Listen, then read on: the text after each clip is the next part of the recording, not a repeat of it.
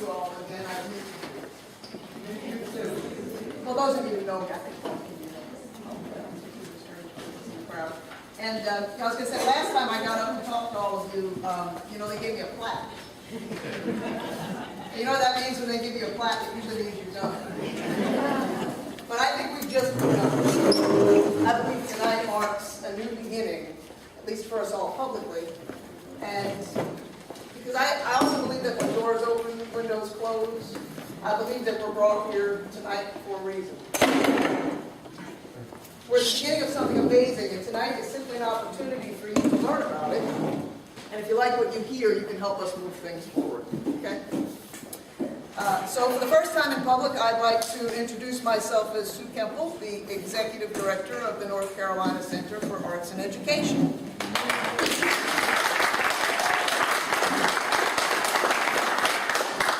Notice I did not call myself the principal. The Center for Arts and Education has a broad vision, but at the heart of it is a teacher-led, teacher-run demonstration school of the arts, driven by student inquiry and passion, where genuine arts integration meets something called project-based learning, which you'll hear more about in a few minutes from our head master teacher, Mike Fury, and the rest of the faculty gathered here tonight. But before we get to them, I'm going to make a case for why we're here. We didn't plan this, and I only just realized the timing this morning. But exactly and only 6 months ago to the date, on September 16th, Mr. Murphy and I, quite independent of each other, were each given a revelation about this. As you know, we've both been working for years in a model of school reform, the A+ schools model, but what we sensed is that we were now being called to something that was not an educational reform, but an educational revolution. We both felt that God himself was about to place something before us, an opportunity where students could thrive in a culture that was authentically inspired, imaginative, and innovative. A place where creativity is valued not just as a nice little thing we let kids do when their real work is done, but a place where creativity is at the heart of the real work they do at all times.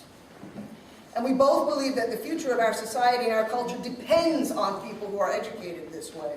People immersed in an artistic culture who can think creatively, propose workable solutions to problems, and be the leaders of character, courage, and conviction our world so desperately needs as we move through the 21st century.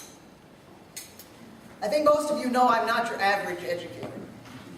But you might not know that I'm really quite a radical educator. And in my previous position, I couldn't say a whole lot about that because radicals are frowned upon in more traditional settings. And you might find that the radical approach is not right for you, and that's okay. Traditional models work for some students, and that's okay. Kind of our point tonight is that one size doesn't fit all. But I am not a radical just for the sake of being a radical. I'm a radical because I truly believe there's a better way for our students to learn than the model we've been using for the past 130 years or so.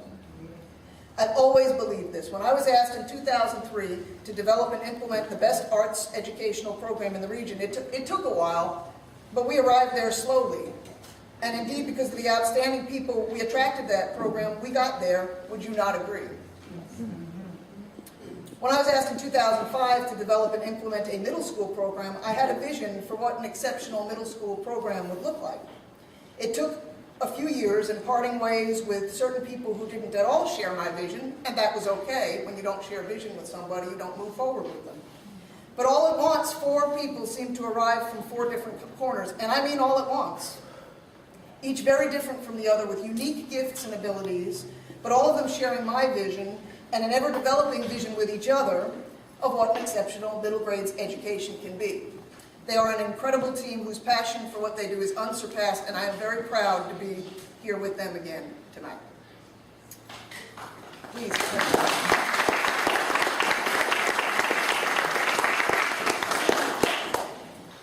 But to be honest, this particular vision of what education can be can't really find its full expression in a traditional educational structure. And that's why we're here tonight, to unveil our initial plans for a place where such a program can be implemented, evolve, and thrive. Now, as many of you know, I've also kind of gone into another career too. I like to do lots of things at once. As a health coach. And the one thing I've learned there that I'm briefly going to share with you here is this.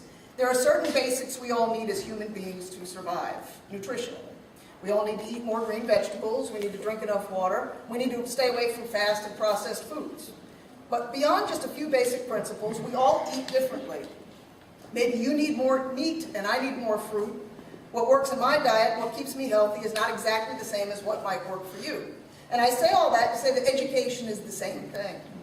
We live in an age of standardized instruction, one size fits all, and this approach is like fast food, all the same processed and frankly bland stuff for everyone. Our kids need the basics, yes. They need to be able to read, they need to be able to communicate, they need to be able to calculate, they need to be able to understand their culture, they need to take care of their health, and they need to learn what it means to be a responsible citizen in society. But we all get there different ways. And beyond that, they are the ones who need to take charge of what they want to know. What feeds one child doesn't necessarily feed another. And any of you who have more than one child at home know how true that is. They can learn all the basics and retain what they learn, as a matter of fact, in a superior manner, while learning about something that inspires their passion, while doing important work, not just preparing for the next school or the next job, but doing something important now. And why is this important? Well, just kind of look at all the people around you as adults. Just look. Just look at the people. I know that we all have different jobs and we have different interests, and if this were a cocktail party, we'd be sharing different things with each other. We wouldn't all be talking about the same stuff. It would be really boring. That would be a really boring cocktail party. It's not the way adults are. And don't you find that this room is more interesting because we each have some kind of in-depth knowledge and skill about particular things that drive us, rather than all of us having a kind of limited and shallow knowledge about everything? What if we were all just okay at math, writing, and knew exactly the same things about history? What if we were all musicians but we had no dancers?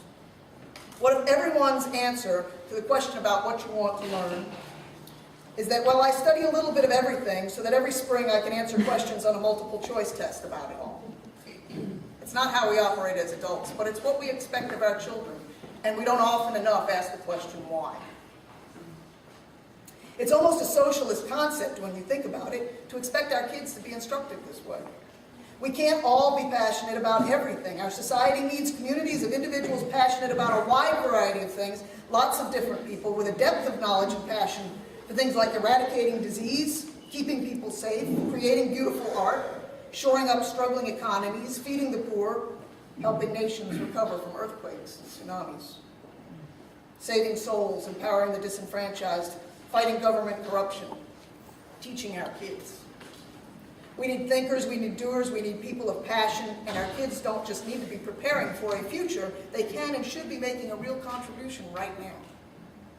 What if instead of a litany of classes and worksheets and boring review, one of our students could found a nonprofit that fights childhood obesity, or a group of them could write and stage a play about our government's decision to become involved in the affairs of Afghanistan? What if they set up a microfinance organization to help widowed mothers establish small businesses in places like Uganda and Azerbaijan? Or if they recorded and promoted an album of music to raise awareness of bullying in schools? Think of the academic and arts education that would be involved in all these studies. Nonprofit organization, government accountability, finance and banking, budgets and business planning, world governments and cultures, visual presentations, public speaking, written communication, sound engineering, theater and music composition, nutrition, biology, every part of the curriculum, and so much more than the curriculum, winds up being addressed in this model of teaching, as each student studies something very important to the world and something very important to them individually. And if you think these things can't be done, you're wrong, because they are being done as I speak, by students across the nation. And they can be done by your kids too.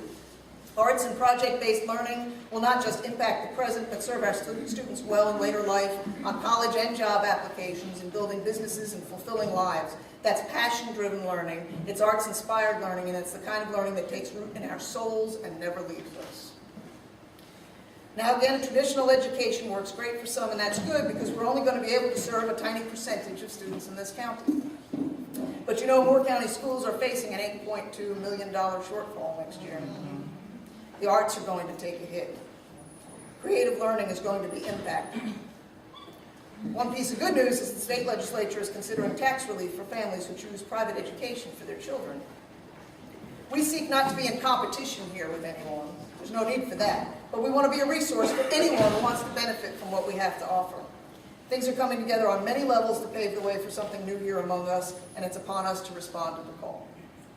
So before I turn things over to our organization's founding president, Paul Murphy, to talk a little bit about where he and his family are in this educational journey and his philosophical understanding of the arts and how it's going to impact Sandhills here in the very near future, let me briefly address the word commitment that was printed in your invitation.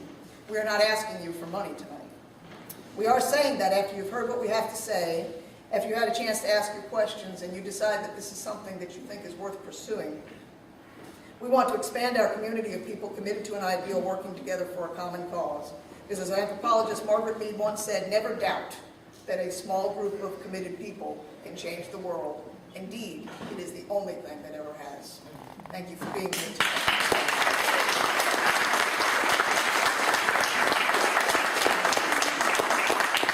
And now I'm going to turn the floor over to our own, almost very soon to be Dr. Paul Murphy.